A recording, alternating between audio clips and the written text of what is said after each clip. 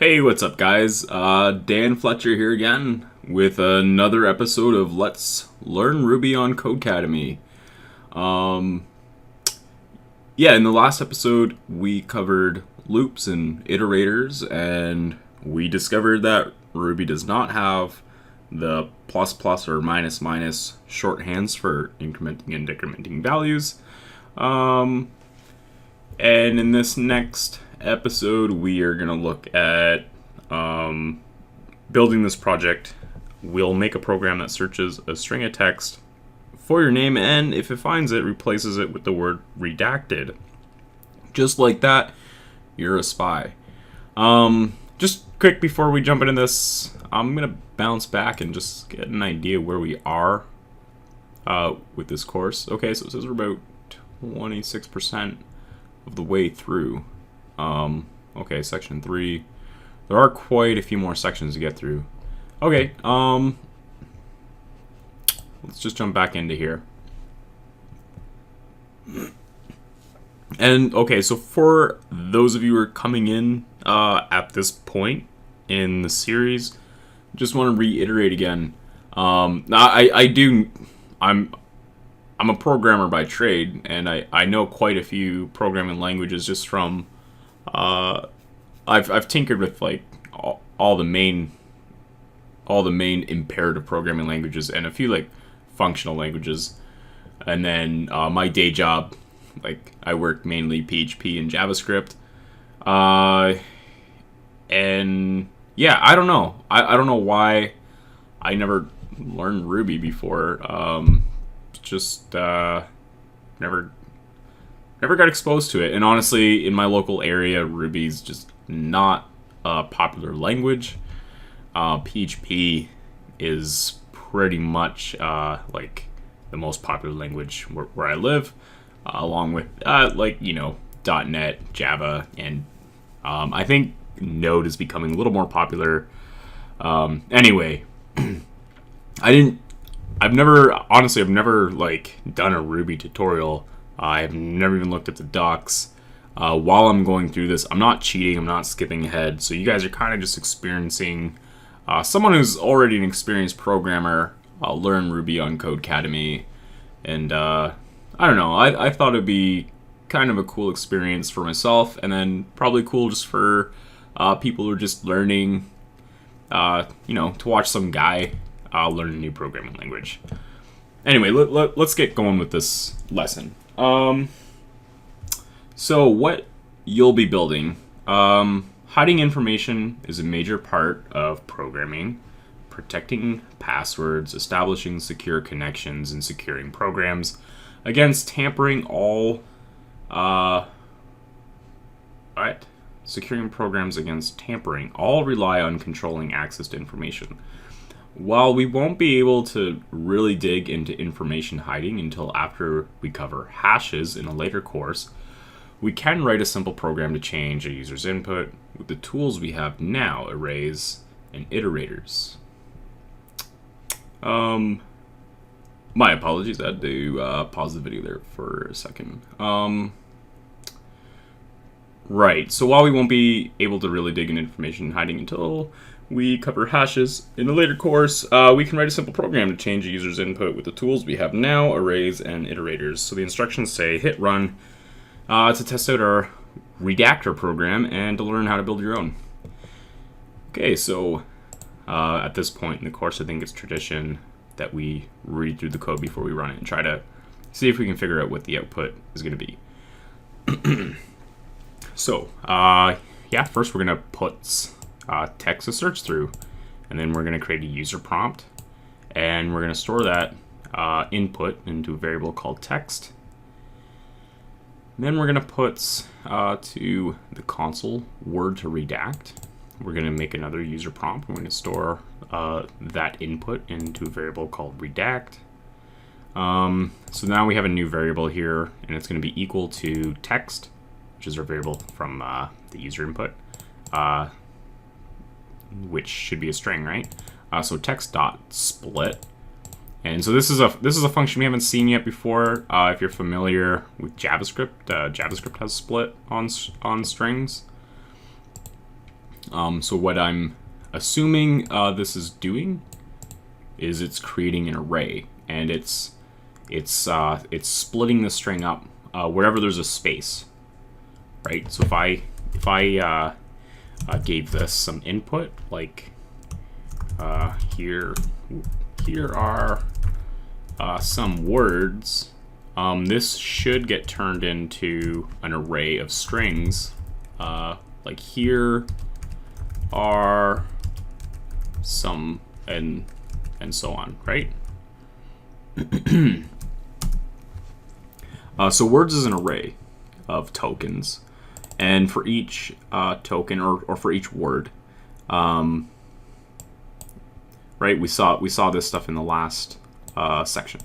Okay, and we're gonna call each item word.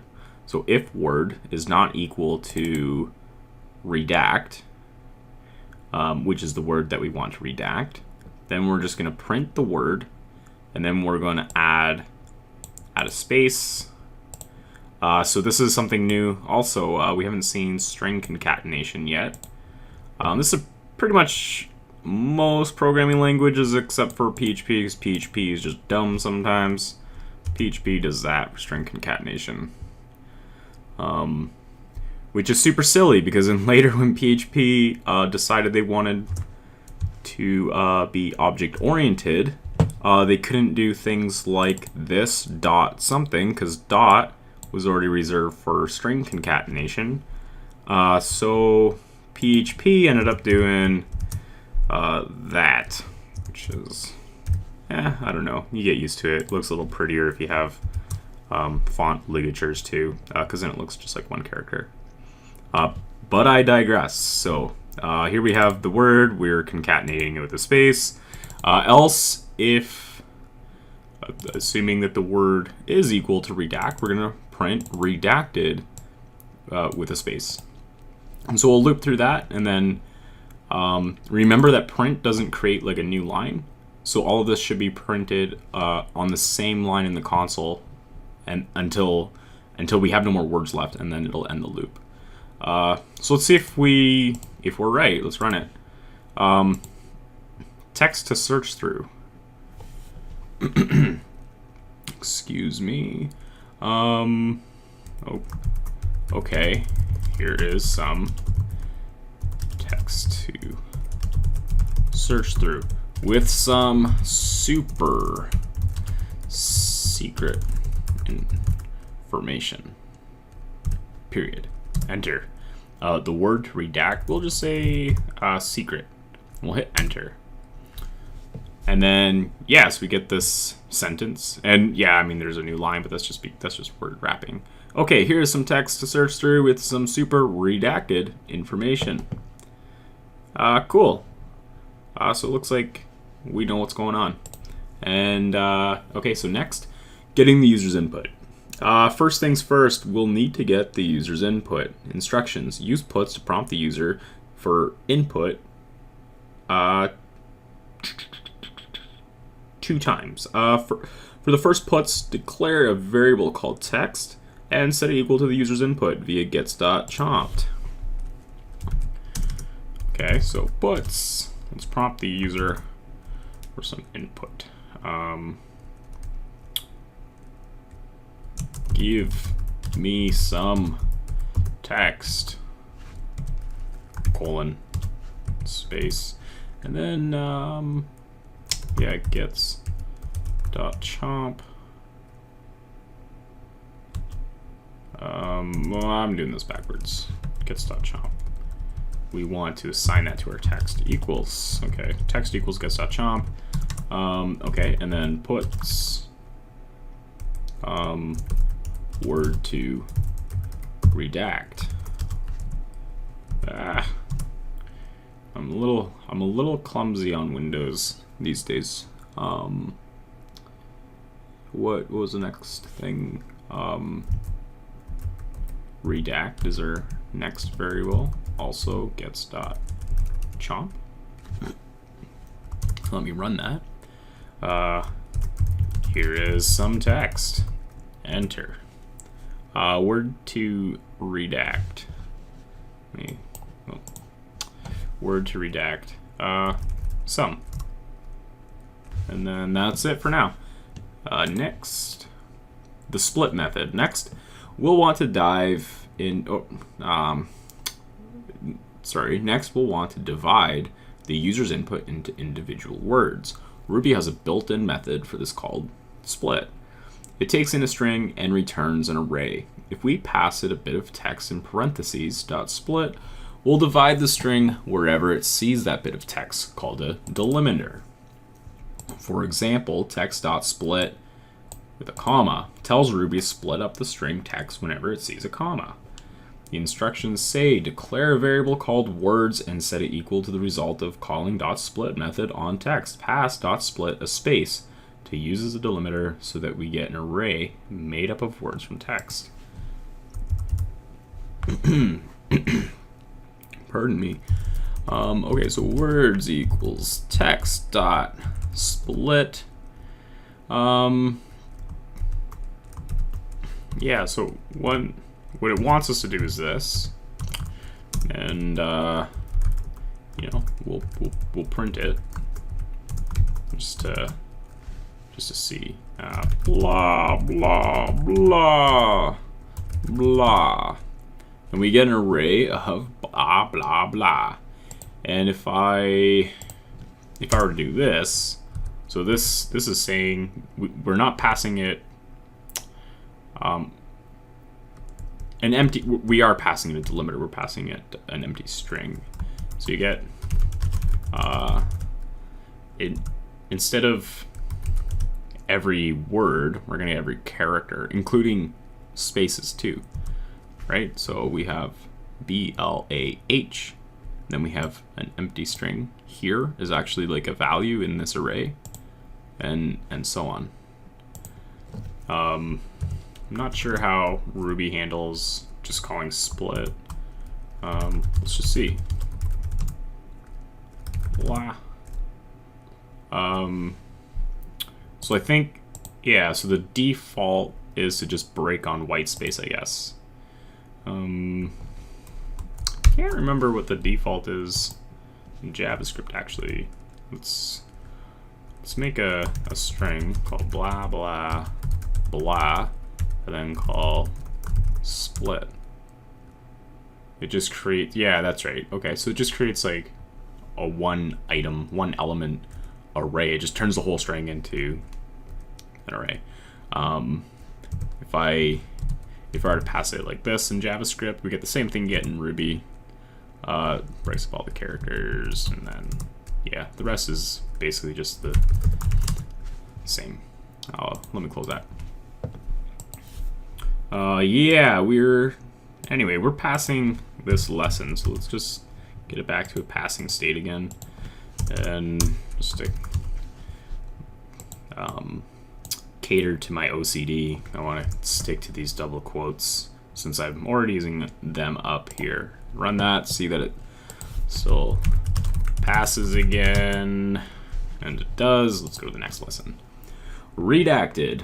All right, time to break out our iterators, go through the user's text. So they give us some example code here. The example above just serves as a reminder of using each on the letters array. Cool. Let's start simple. Write in each loop that iterates through words and just prints out each word it finds. Cool. So words dot each do pipe word here, mother, and then we'll print the word and it run it. Yeah.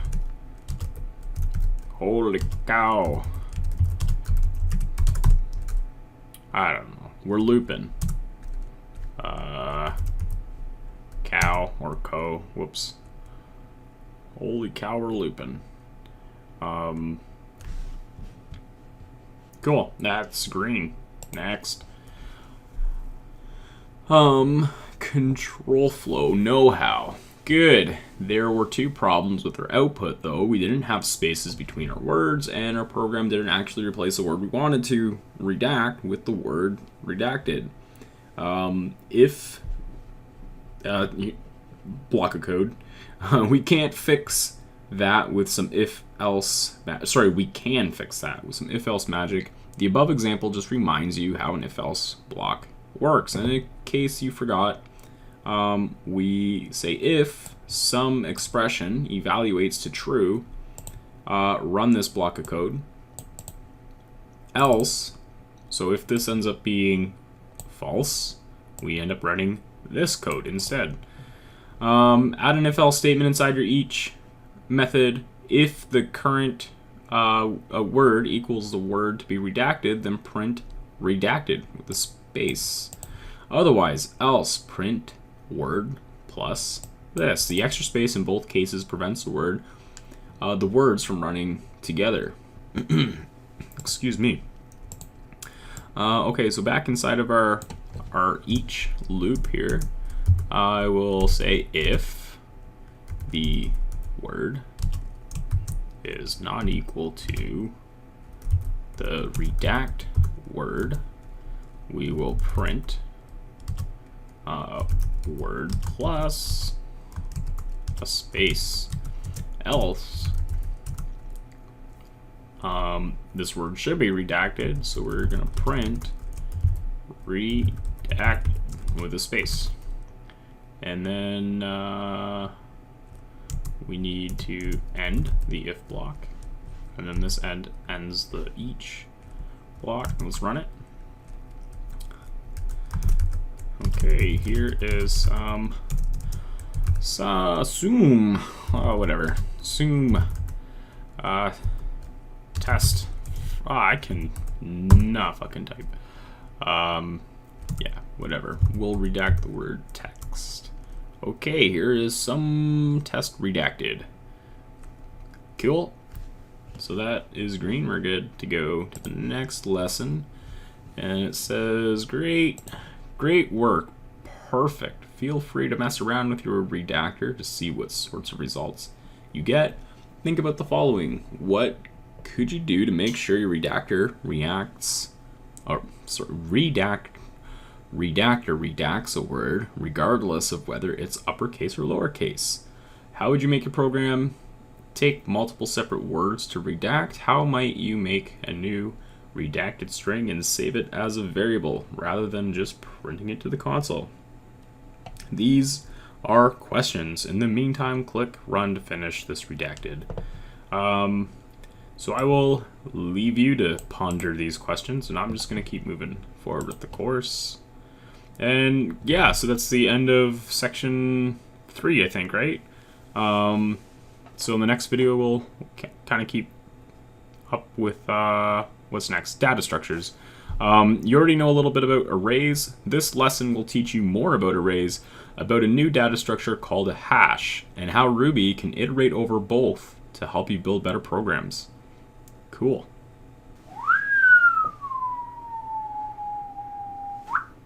So that was the end of episode 6. Just finished up section 3 of that course. Seems like we got quite a bit of ways to go. Not sure how big this series is gonna end up being. Anyway, thanks for watching. If you have any comments or questions you'd like to ask, please do so in the comments below. I'd really appreciate it. If you like this series and you like this video, give me a like. And if you want to see more, hammer that subscribe button. Thanks again for watching. I'll see you in the next video. Cheers.